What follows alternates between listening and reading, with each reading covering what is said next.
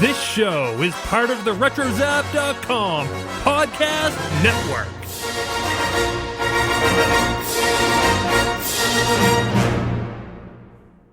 And welcome to episode 10 of the Animanicast.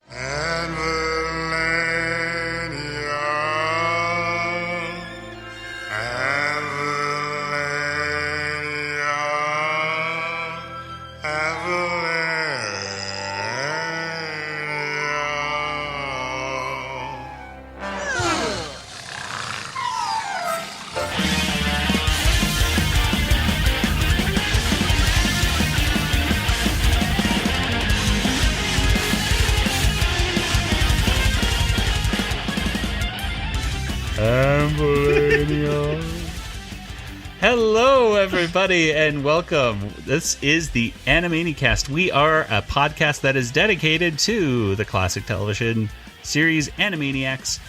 Each and every week, we watch another episode, and we talk about all the gags and all the jokes and all the cultural references and what we thought about it when we were kids and what we think about it right now.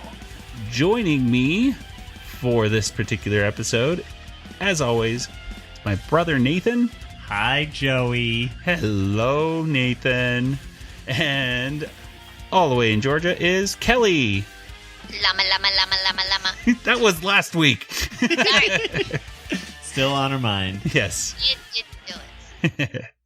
Well, today we are going to be talking about episode 10, King Yakko, which was written by Peter Hastings.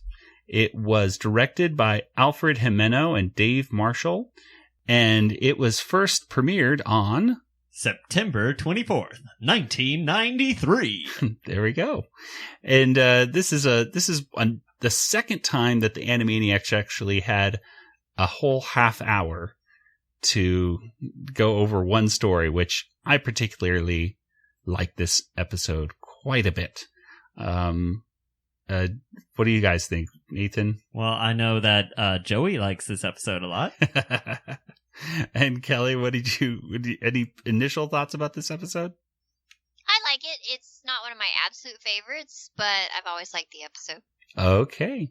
And it actually has 3 segments in this particular one. I think I'll go ahead and just introduce the first one right here about the basic plot. Mm-hmm. So the first time, well, first of all, before we get into all that, let's just get it out of the way. It starts off in a way that we are kind of used to with the variable verse, which is another, here's the show's namey. Here's the show's namey.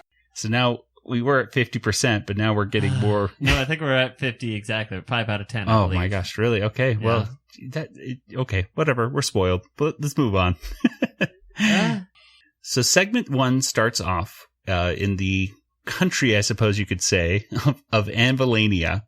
And Anvilania is amidst a bunch of other different countries on a crazy map, which include things like us and don't like us. And what were some of the other ones there? Enough is enough, I think. Enough is enough. And I had enough.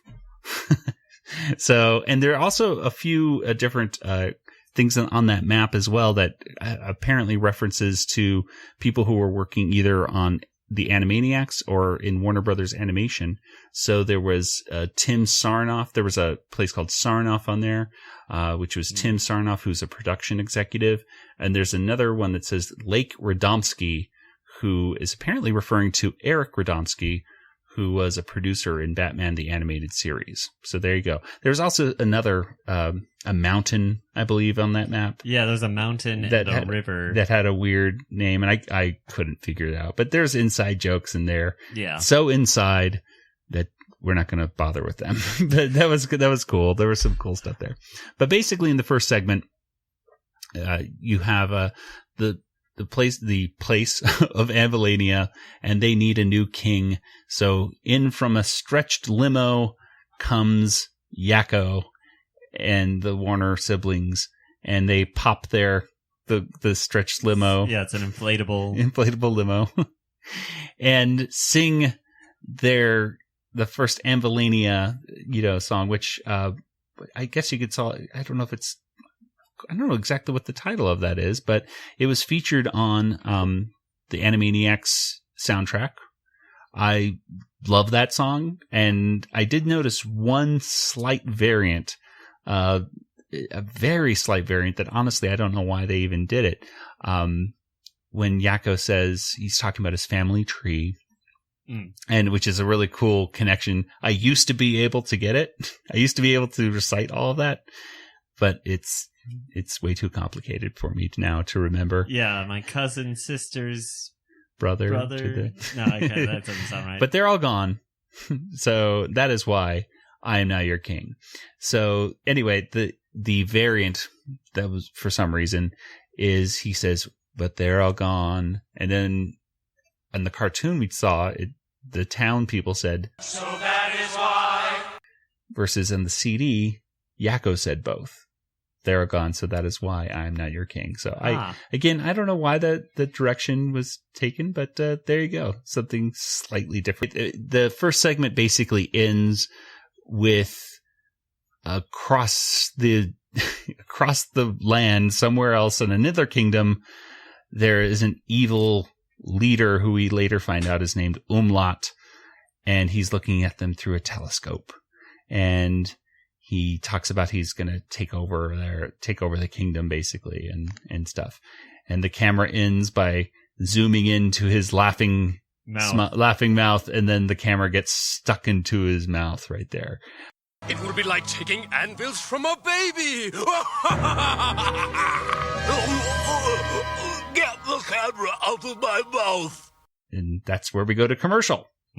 So, I like this first segment. What do you guys, did you like? Let's talk about the first thing, the major thing I guess we should talk about, which is the song. Oh, okay. I thought you were going to say Perry Como. Oh, no, that's right. Perry Como. Let's not forget him. But is he introduced in this first one? Yeah, he comes out right there. That's right. And yeah, I think he's in every segment, actually. Yes. That to me, it felt very...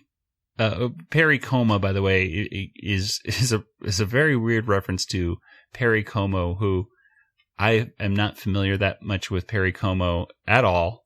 Yeah. I only think of Blast from the Past. He was a big fan of Perry Como in Blast from the Past. Oh, see that movie. Yeah, I haven't seen that movie in a very long time. It's Brendan Fraser playing a role where he's out of his element. It's a first-time thing for Brendan Fraser. He never plays roles where he's like, oh, I'm in this strange situation that I've been put into. So, yes. Do you have any familiarity, Kelly, with Perry Como? No, honestly, I think this episode probably was the first time I ever heard of him, because I probably heard of him after the episode, and I made the connection, and it's like, oh, that's who they were making fun of on Animaniacs. Yeah, I do remember first watching this and my dad laughing at that joke. It's definitely a joke you have to, because Perry Como sang in the 50s and 60s. In order to really have any remembrance of Perry Como being such a boring singer, you kind of have to, dare I say, kind of be a baby boomer to really have that experience. I did go back and listen to some of Perry Como's music for a few moments on YouTube the other day, and I did hear one or two songs. There was one of it goes catch a falling star, put it in your pocket, save it for a rainy day. I heard that song before. I know Perry Como so well. Isn't it like you've been hiding this from me all this time? I don't know. It's all because of Blast from the Past. Oh, okay. Well, there you go. That's the only other reference to Perry Como I know. Well, that's the only song that it sounded vaguely familiar, was the Catch a Falling Star song. So. Catch a falling star and put it in your pocket, never let it fade away. Catch a falling star and put it in your pocket, save it for a rainy day. For love may come and tap you on the shoulder. There we go. Perry Como, ladies and gentlemen. Perry Como. But let's talk about the actual song. The good song. The good song, the fun song of King Yakko, where they're Let the Anvils Ring, I think is the name of the title of the song. Let the Anvils Ring. Yeah. So what are your thoughts about the song? I personally liked it a lot. Nathan, what do you think? I like it. Like the bells kind of thing. Them just kind of, it's, all the anvils sound like bells as the tiny hammer that Dot has, and she's making this big gonging sound, basically. Mm-hmm. And Wakko hitting his head on the anvil, too, yeah. like that. That's pretty cool. Kelly, what do you think about the Let the Anvils Ring song? I like it too. It was on the soundtrack that I had right after Animaniacs came out, and I always thought it was really fun and catchy, and liked to sing it. I didn't ever memorize every single line of it the way I did with Nations of the World, but I always liked the song. Yes, you decided to go to memorize the much harder song. I like a challenge. What can I say? Yes. The anvils, something. Let the anvils ding. I'm going to work on this other song. Yeah, so I liked it. And I think we got to mention that, first and foremost, that this episode is really, it hits a lot of the same beats that one of the Marx Brothers' most famous films does, Duck Soup. And in that particular one, this film, Groucho Marx plays the same part of Yakko in a lot of ways. He plays Rufus T. Firefly, who's brought in to take over Fredonia. And there's not any moments like, oh, that line is exactly from Duck Soup. I actually watched Duck Soup again last night. Oh, really? I was like, I gotta watch Duck Soup. And I forgot that I had seen it just like about a year ago, I think, because one of our teachers actually plays it at the end of every year for his students. I think to show, I think he ties it into dictatorships or something about government. Social studies teachers can be very creative in their lesson planning, but he does show the Duck Soup right there. And so I saw a lot of stuff like, oh, I remember this now. But yes, they sing, Hail, Hail, Fredonia. Da, da. I don't know what they say.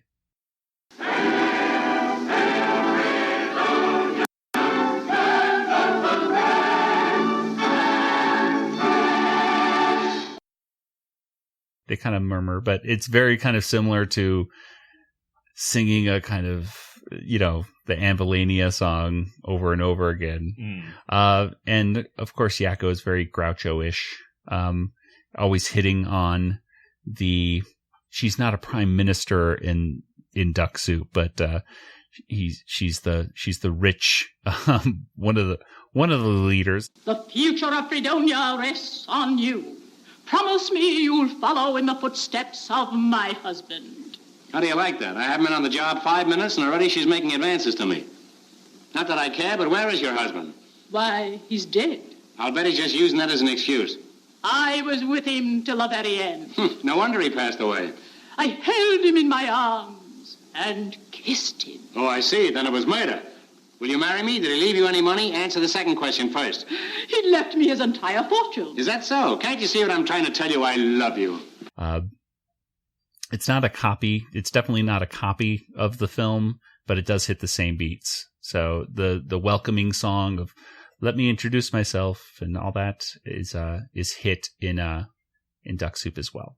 If any form of pleasure is exhibited, report to me and it will be prohibited. I'll put my foot down, so shall it be. This is the land of the free. The last man nearly ruined this place. He didn't know what to do with it. If you think this country's bad off now, just wait till I get through with it.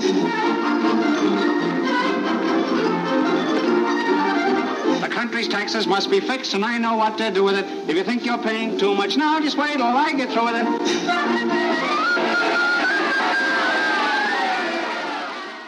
So that's kind of cool to see those connections. But, yeah. And of course, we're introduced to our big bad guy who has a bigger part as we go forward. Yeah. We also see Bob Hope as a jester, I believe, in this. That's right. Bob Hope is introduced too, which, again, kids today would not be that used to seeing Bob Hope. Yeah. I didn't know who. I was like, I gotta look who that is. You really? You didn't know? I was like, I know, that's somebody famous. Oh my gosh. Kelly, you knew that was Bob Hope from the beginning, right?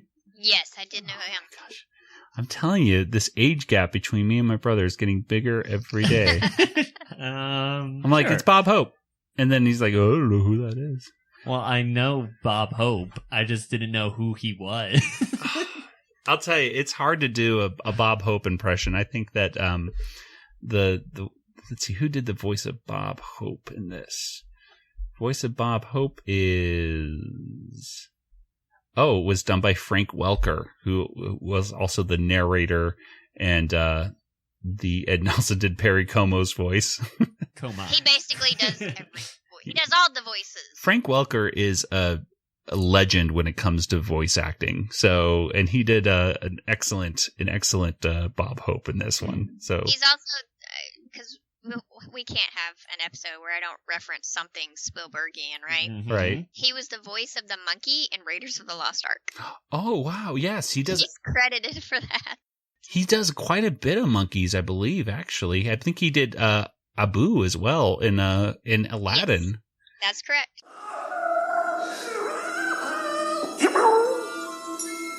Abu, down here.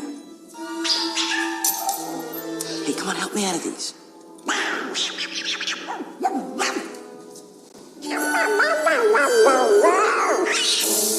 Hey, she was in trouble.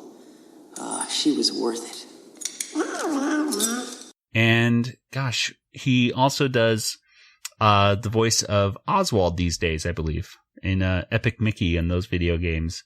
He was the voice of Oswald the Lucky Rabbit. So even though those games didn't go that far, he's the official voice of Oswald the Rabbit. So there you go. So did you happen to see who the voice of Umlaut is?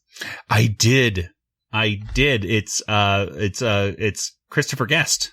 Mm-hmm.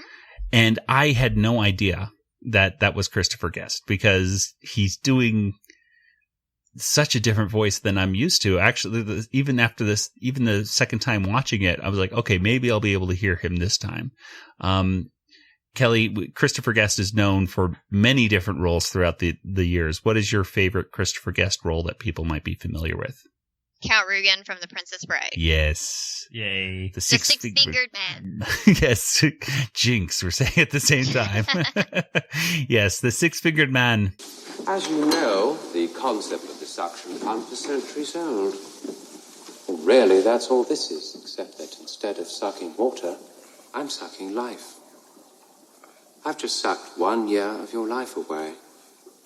I might one day go as high as 5, but I really don't know what that would do to you, so let's just start with what we have. What did this do to you? Tell me.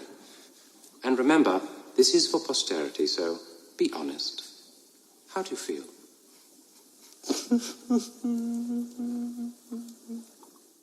Interesting. And for me, he's the first thing that comes to mind when I think of Christopher Guest is I think of Best in Show, and I think of A Mighty Wind and all those other mockumentary films. Spinal Tap was the first thing, actually. Yes, I thought of. Oh gosh, now what's the character of in Spinal Tap? He played Nigel Tufnell. Nigel Tufnell. Yes. Okay. And one of his Spinal Tap partners is actually in this by the name of Michael McKean. And Michael McKean plays the little guy, Spink, I believe is his name right there. Oh, cool. Yeah. So we had kind of back then this was before A Mighty Wind and before Best in Show, of course. So this was more of if anything, a Spinal Tap reunion. This is Spinal Tap Reunion. Yes. So. I actually reached out to Michael McKean on Twitter just to ask him about this particular one. I don't think Christopher Guest is on Twitter, at least not that I could find. But I asked Michael McKean about it, and he said that he always had a blast with. I said, what did I say to him? So I reached out to Michael McKean and I said, do you have any memories of recording for Animaniacs? We'll be reviewing the episode King Yakko soon.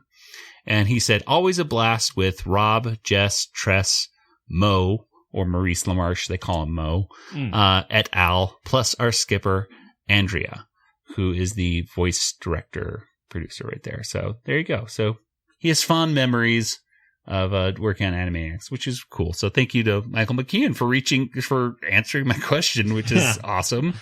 So there you go. Yeah, a lot of cool stuff with first segment right here. A lot of funny lines.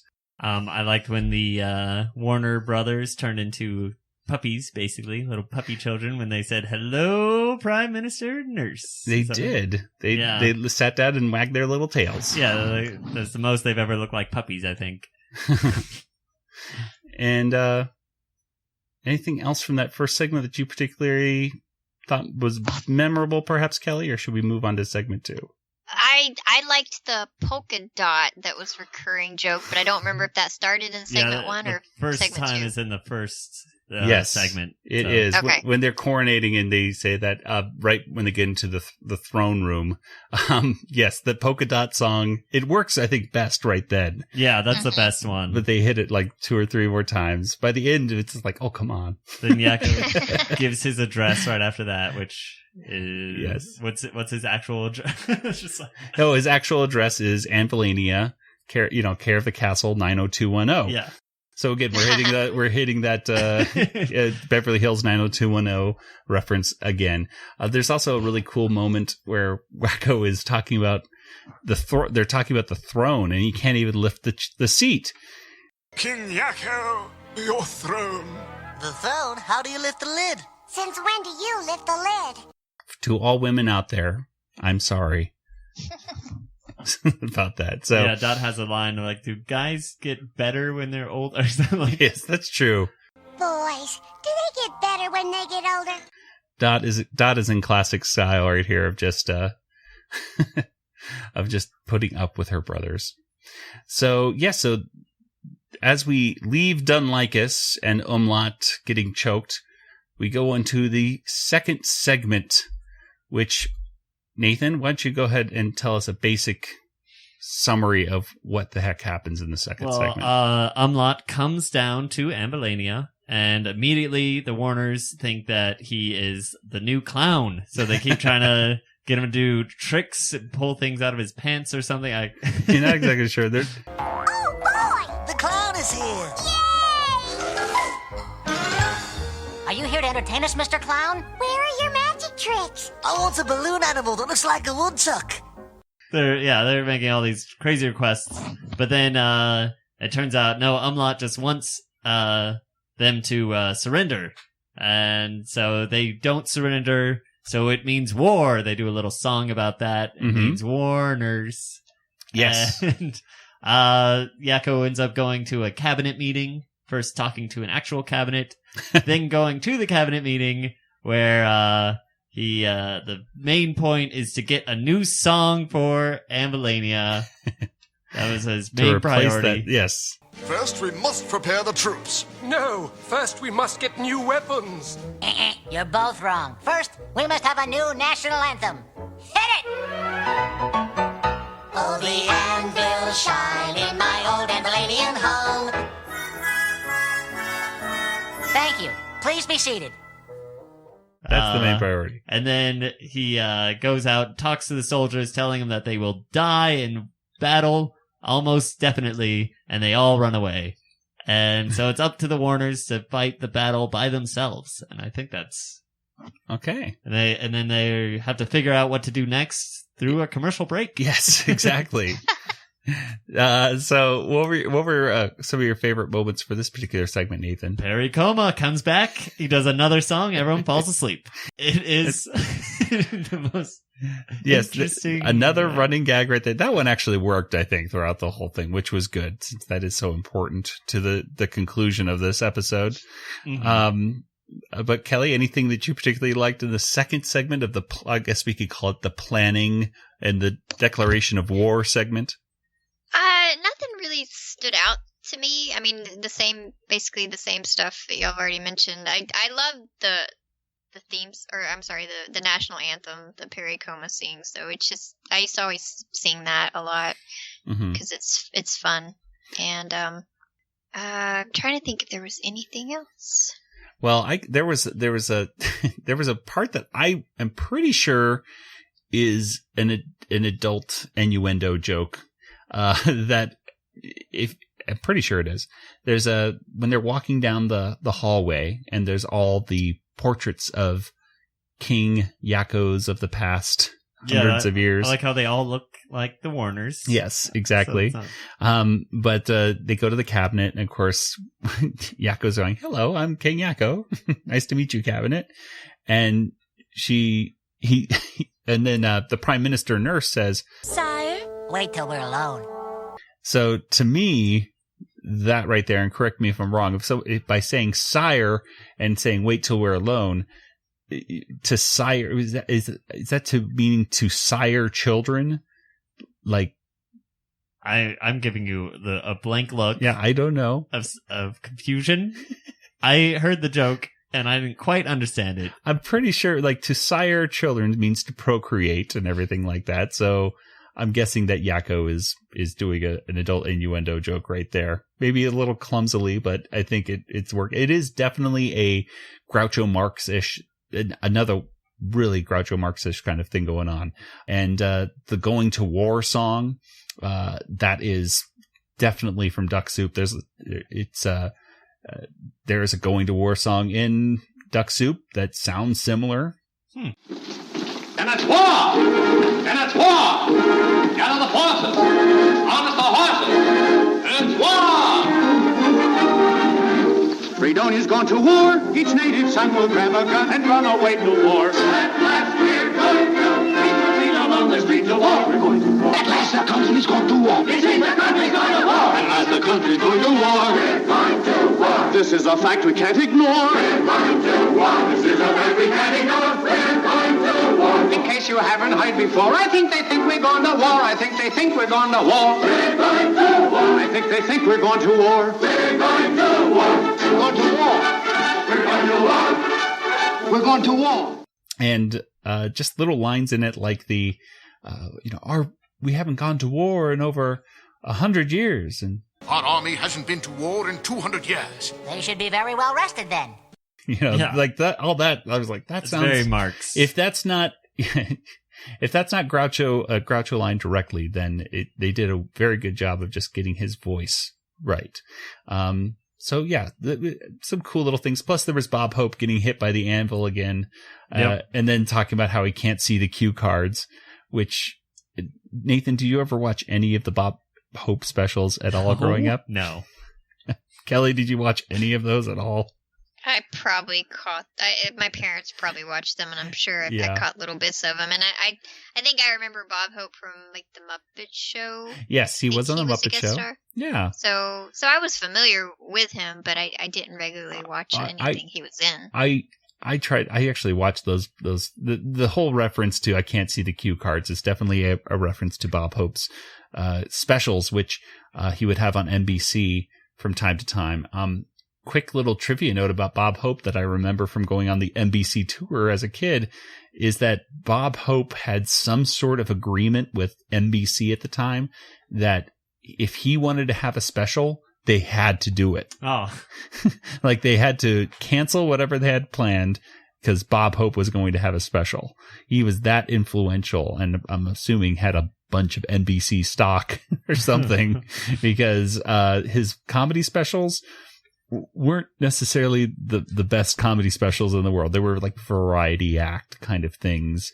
And yes, he would just, you know how people on Saturday Night Live these days, Christopher Walken in particular, will just kind of stare off to the left-hand side. Clearly read the cue cards. It was basically the same thing with Bob Hope. He would constantly be looking off to the left-hand side while people to the right or left of him were actually acting out the scene. So that's that whole thing there. Well, in this scene, there was Beauty and the Beast make a cameo in this segment. That's actually. right. Just real quick. The blink, you miss it. Well, they were in there quite a bit. So this is their second time in. Yes. I mean, they were pushed out of a dance in a previous episode. Yep. And this time they're in their doing the polka dot. It was the last time was the other full length episode of the Warner. Yes, exactly. So they only come out, Beauty and the Beast, they know to only come out in the full episodes. Yeah. They don't waste their time with the smaller episodes. Yeah, they're not going to be in a little segment. They want a full length feature. Yes. By the way, I know that's not connected at all because it came later, but I really did think of General Hux and the First Order a lot in these scenes with the banners and everything of the anvils and everything. It just kind of felt like Yakko. They could recut this scene and maybe like redub it and do the whole. All remaining systems will bow to the First Order. Somebody needs to do that, and somebody needs to do it right this second. Right, exactly. Twitter. Go do it now, because I must see this. Yes, I want to see Yakko dubbed in. Yes. If you won't, hey, I'm about to say, like, if you won't do it, I will, but. We're going to give you a chance to do this. Yes. Do it for Joey. We'll retweet it. So, there you go. General Hux. You'll be famous. Yeah. Make it so. Make it so. We're throwing out Star Wars and Star Trek references out for you folks. Come on. So, let's go ahead. So, we close out this particular segment. Yakko loses his nose through the iris in, which is the first time, and probably, I think, maybe the only time that ever happens. Yeah.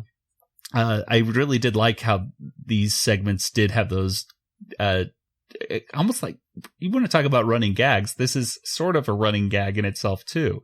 The first segment closed off with a camera going into somebody's mouth, and, the second segment cutting someone's nose off. So, people getting injured by the camera or exactly. something, basically going to commercial. We're gonna need a few commercials to figure this one out. Hey, I need that! Segment 3 is our conclusion to this whole war between King Yakko and Umlaut of Dunlicus. And Kelly, what basically happens in segment 3? Well, now it's time for the plan and for everything to come together.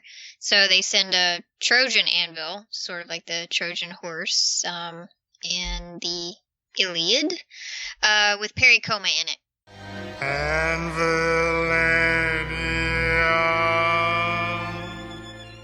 Then Umlaut shares his plot to get all of the anvils, and he does get them. And then he becomes a jester. Yes, exactly. And the whole kingdom collapses when a big anvil falls on it. Exactly. The whole thing just collapses. The whole kingdom, I guess there was the vibrations. Was it the vibrations from the last anvil that was hit? Just shook everything down. And again, which that is a callback, I should say, to the first time where the giant one was rang in the first segment, and the guards were shaking so much that their clothes fell off. Just left with their underwear on. Yes. So, yeah. So that kind of wraps up everything right there. And I'll tell you, Umlaut did get what he wanted, which was all the anvils. Take my anvil, please.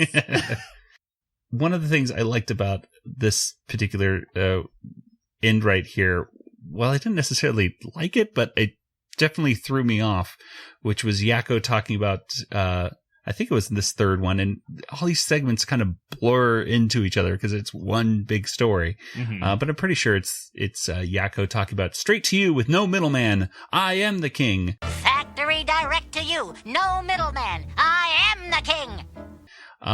That actually is a parody of a series of commercials from the mid-'80s, and I tried to find evidence of this, but I couldn't find it. I knew it was probably it's in Los Angeles, and the ads were shown in the LA area. They featured Paul, the king of the big screen, a television salesman, and the ads were him wearing a crown, and the commercials always ended with him saying, I am the king. And basically, it's if you're an LA resident, you would probably get it. Anyone else? Let me preface that one more time. If you're an LA resident over the age of 30, you would probably get it. And if not, then it's probably lost on you. Kelly, again, I'm going to pull out another Star Wars one.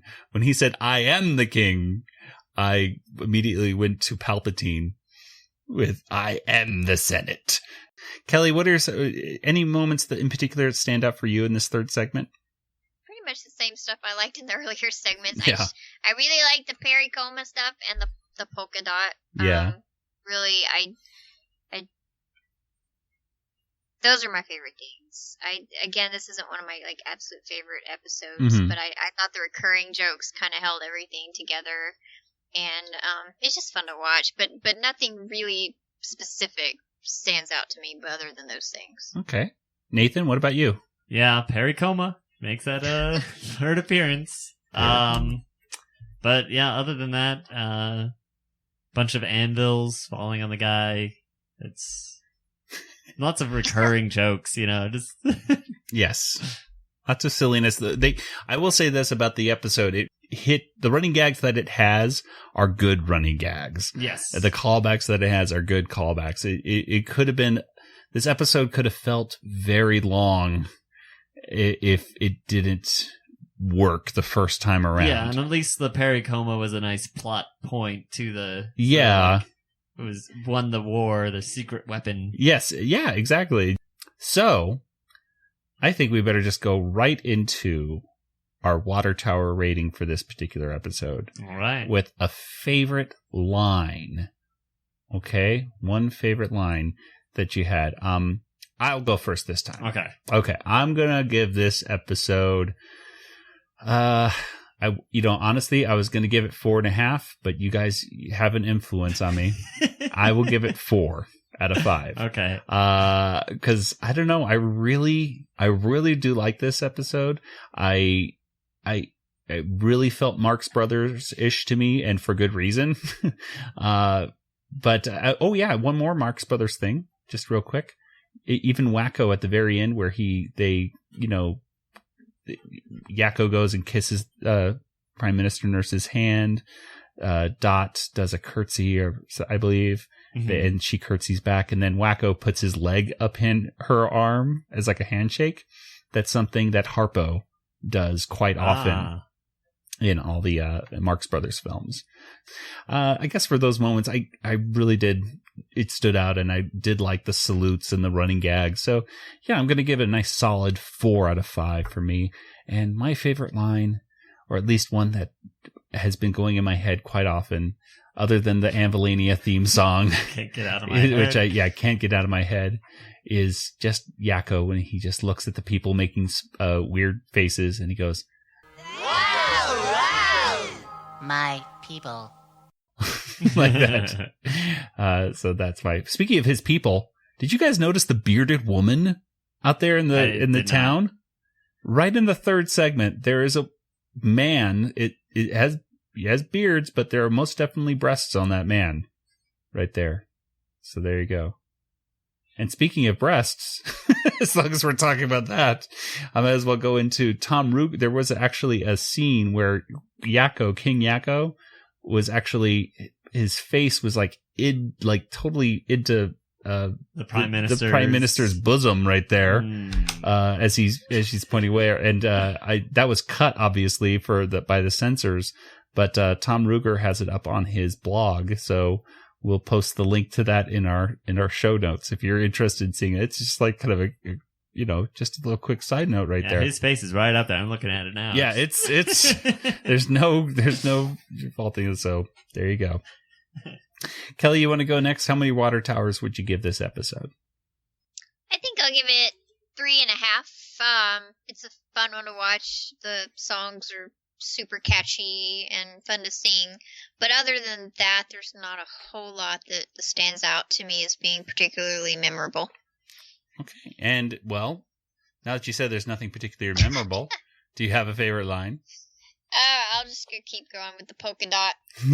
There you go. It's hilarious. I'm introducing a new fall line. Polka dot? If you insist. Nathan, what about you? I was kind of bored by this episode. Aw. I think the Perry Coma song kind of put me to sleep every time. No. I'm going with 2. Man. I know. I think this would have been a great episode if they just made it shorter and then they added a third, like something, or even just little Randy Newman things or something in it to kind of. What about the black and white opening intro? Yeah. Oh no! Don't add that though, please. Yeah.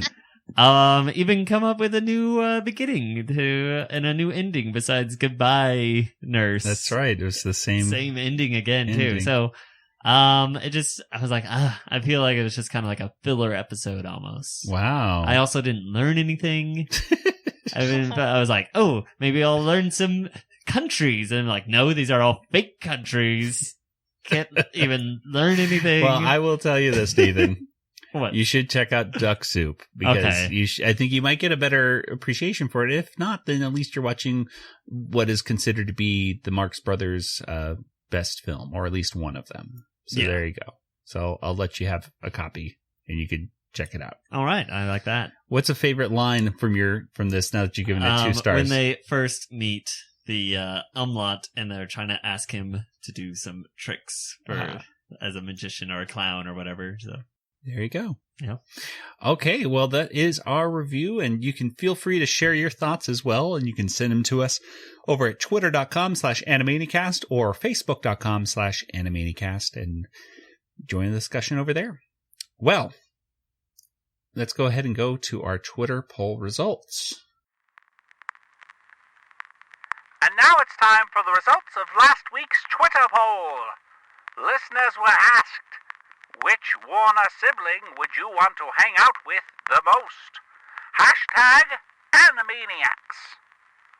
With 13%, listeners said Dot. With 40%, Wacko came in second place, which means that with 47%, Yakko, the eldest Warner sibling, wins this poll. Well, that's very good. I kind of wish someone would hang out with me for once, but that's all good. I'll just sit here, all alone in this world, the announcer, waiting for next week, when people have to listen to me. On to this week's poll. Those were our Twitter poll results. Wow.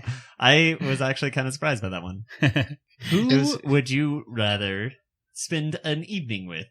I would probably hang out with Yakko just because he seems like Wacko would be fun too, but Yakko for me would be the most fun to hang out with because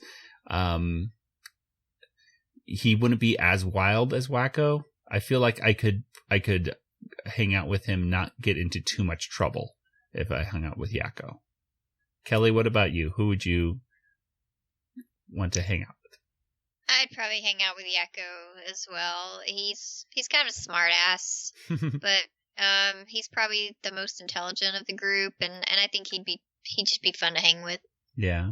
Nathan, what about you? I would go with Wacko. Well, why is that? I think he'd be a lot of fun as long as we're not hanging out at my place, because I think it would get destroyed. But any other place, and as long as I don't have to pay for food, because he'd eat a lot. But we could play video games and ride on roller coaster. It would be a blast. See, it's hard for me. If I was single, I'd want to hang out with Wacko. I think we might be able to get some girls or something like that. Or he would just chase them off, actually. Maybe it wouldn't be a good I could thing. be Wacko's wingman. That may be fun. So. Wacko's wingman. So, yeah. Well, great. Very interesting. Well, there we go. And, we have a brand new Twitter poll, as usual, for this week. And we kind of decided, let's go ahead and think back. This is our 10th episode already. We're already about a 10th of the way into it's sad. This run. Everyone's crying, I'm sure, thinking... Yeah. We have 10 times what will more they do Yes. in 90 weeks? Exactly. But... well, we're gonna keep it positive, people. Let's not break down and cry.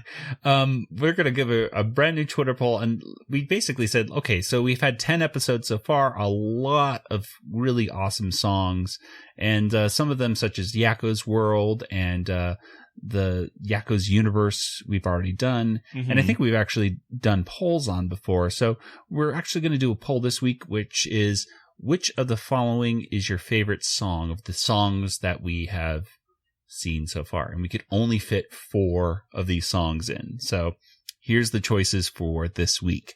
It is the Acme song, or basically the song that they did for Cookies for Einstein, where they learned about the quote-unquote theory of relativity, which wasn't really the theory of relativity, whatever.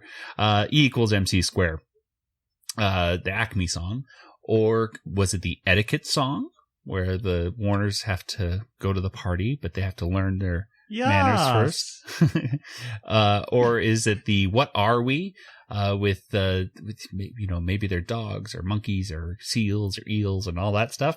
Or is it King Yakko, aka Let the Anvils Ring song from today's episode? So quite a few, and unfortunately we could only fit 4 options in. So which of those is your favorite? Go ahead and head over to twitter.com/Animanicast to make your voice heard, and we'll see who wins next week. Hello, listener. This is Jess Harnell, the voice of Yakko and Animaniacs, and you're listening to Animanicast, which is the best thing you could possibly listen to, especially if you're not wearing pants. I'd love to go on talking to you, but I can't because I've got a potty emergency. See you later.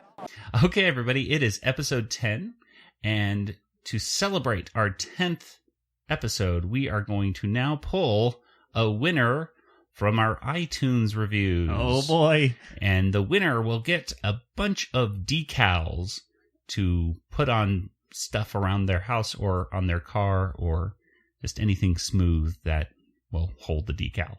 And there's a decal of Pinky, there's a decal of the Brain, there's a decal of the Warner siblings, and there's also a decal of Put a Brain in the White House. So is there a decal of Steven Spielberg? I haven't made that one yet, but I'm working on it. I'm working on it. I should take his likeness from Hooked on a Ceiling and see what I can do. Yes. I'll try for you, Kelly. Try not. Okay, I'm sorry. Do. There is no try. I will do. Okay. Oh boy, I better win. Okay, no, you're not in the running, Nathan. Oh, dang it. And neither am I. Left a review for nothing. That's right. Okay, so here we go. I have the things right here. This has been the thing. Okay, here we go. Sound effects. Track 5. Okay, so the winner is, are we ready? I'm ready. Is My DVR Box. Oh boy, with weird alphanumeric lettering. Yes, and what was his review one more time, Nathan? 100% pure genius. I've been listening to this podcast for some time now. It is absolutely amazing. Joy, Nathan, and Kelly are hilarious, all caps, to listen to. Plus, they're reviewing one of, if not the greatest animated series of all time, Animaniacs. Also, I really want those decals. And you're going to get them. Wow, okay, but that's not important. What is important is that you listen to the Animaniacs, which you guys already are. That's so amazing. All of you. Fantastic. Thank you so much for everybody for leaving your reviews. For those of you who did not win, please don't go and edit your reviews and give us 1 star now because you didn't win. That would, darn it, I gave them ideas. Okay, no. No, but congratulations to My DVR Box, and all you have to do, My DVR Box, is, I'll tell you what, why don't you send us an email, that would be animanicast@retrozap.com, and we'll give you instructions for how to get your decals. So once again, it's animanicast@retrozap.com, and congratulations, My DVR Box, and thank you to everyone leaving those positive reviews. Okay, so you can share your thoughts on the episode, like I said before, by going to twitter.com/Animanicast or facebook.com/Animanicast, or you can send us an email, which is animanicast@retrozap.com. We are a proud member of the RetroZap Podcast Network. Go ahead and go to retrozap.com, where you can check out many other fantastic episodes. How many other episodes? Or not episodes, but shows, I should say. Oh, okay. And countless episodes. Yeah. Well, actually, they're not countless. You could count them. You could count them, but I'm not going to do it. Someone count them and tweet us what the results are. We have so many different assignments for our listeners. Do it. Do this, do that. And yeah, definitely do the first order Yakko thing. You have to do that. Have to. You. Yes, I'm talking to you. Yeah. We don't care if we get 10 or 100 of these. We just need lots of them. Yes. So, let's go ahead and go to, before we wrap things up completely, contact information. Nathan, let's start with you this time. Where should people get in contact with you? I don't know if I've said this before. I don't know. Twitter, you can find me. Oh, really? Django FT, which I know, obvious, but I gotta say it because there may be someone out there who wouldn't just come up with that on their own. So, Django FT, if you didn't already figure it out. I love your Django Fett shirt today, by the way, Nathan. Thank you. You actually came in costume to the recording studio. Well, I had to take off the helmet. Yep, to actually talk. But, But there you go. The biggest Django Fett fan in the world. My brother People Nathan. at work get a bit confused and they don't know whether I just have like the same costume kind of stuff or if I just rewear it. The truth is I have multiples, but I just rewear it. Oh, okay. So that's gross. Kelly, where can people get in contact with you? Twitter, Yoda Princess, YODAPRNCSS, because I'm the biggest Yoda fan in the world. Yay! And you're also, a princess.